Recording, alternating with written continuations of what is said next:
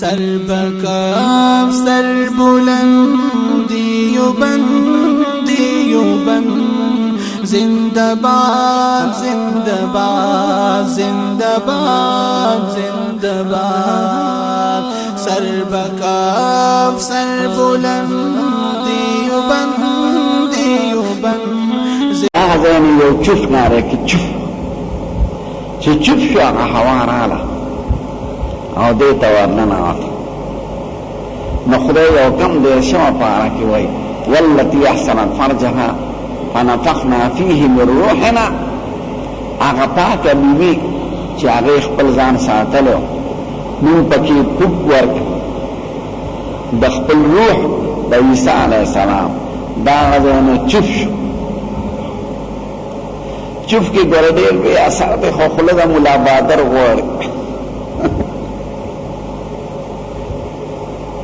خلق وای دا خندر ویزا رحمت الله علیه لوی ولی تیر شوی دی او بزرگ دلته پیښور مخبره کې خخت یو ځل طالبانو سره انګولې نو طالبانو ته وی صاحب خوشکه ډوډۍ سه انګولې درک نه لګي دا کوزه دا وګونه را ډکه کوزه دا وګونه را ډکه کنده په چف نه ده کې الحمدلله پیوي ولد والینه پور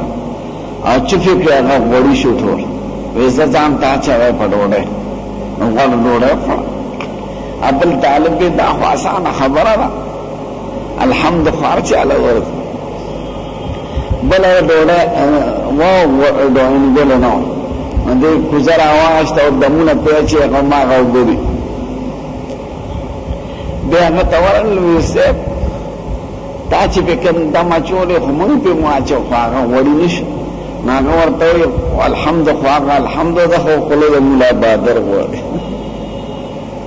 د اجازه پورې کار یو خدای پاک لما سړي اعمال قبول کړي یا یو خاصه طریقه نه هغه پدا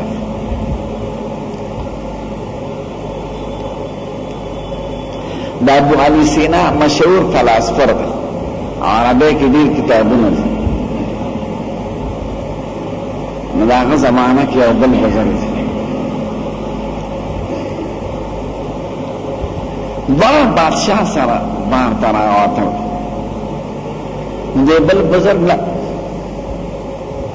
یو ماشوم چې راوس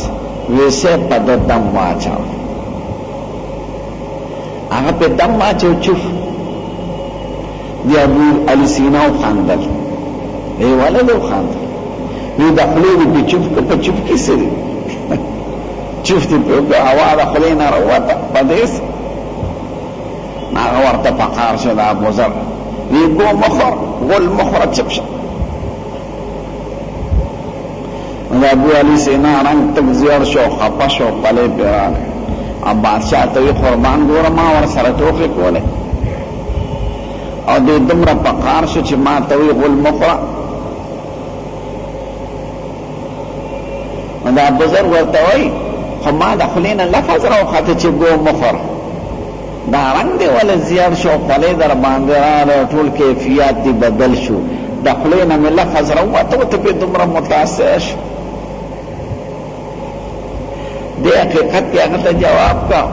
چې د غلط الفاظو دا اثر وي چې سړی کې انقلاب راولي ستارنګ تک زیار کو شکل دی بدل شو خلی در باندې رااله نو چې څنګه د غلط کلمو غلط اثر نو د خو کلمو خاصري حقیقت کې هغه ته جواب ورکړي او په داسې طریقې جواب ورکړي چې هغه په خپل پیښوي چپ شه نو هغه